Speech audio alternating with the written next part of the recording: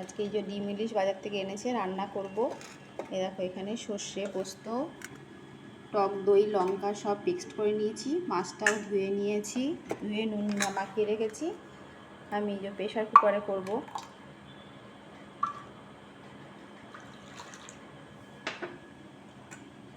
তোমরা কে কিসে করো? আমি তো প্রেশার কুকারে করি। দেখো মাছগুলো এভাবে বসিয়ে দেবো।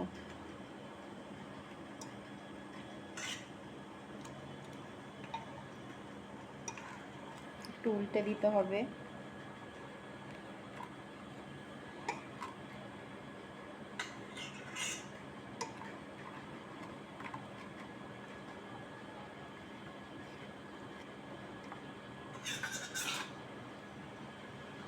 এর উপর দিয়ে লঙ্কা বসিয়ে বসিয়ে দেবো, কাঁচা লঙ্কা, আর দিয়ে দেবো সর্ষের তেল।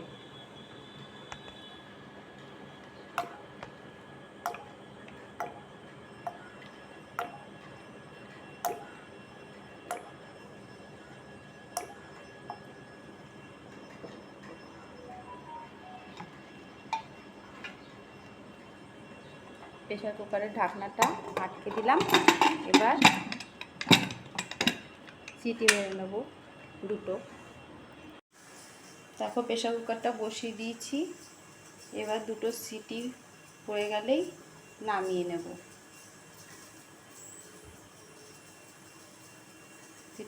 দুটো সিটি পড়লেই নামিয়ে নেব।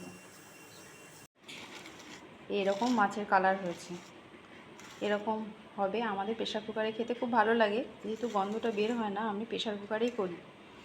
এবার তোমরা কিভাবে করো তোমরা জানিও। সবাই অনেকে টিফিন বাটিতেও করে, আমি এভাবেই করি। ভালো লাগলে রান্নার রেসিপিটা লাইক কমেন্ট করো। Tata, bye bye.